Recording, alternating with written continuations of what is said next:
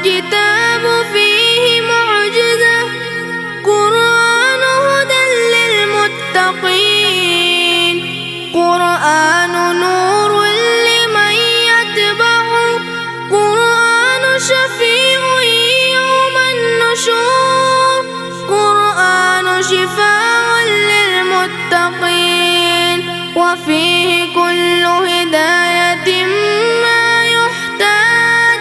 نذكر القرآن لأنه قرآن هو الهداية للمتقين، شفيع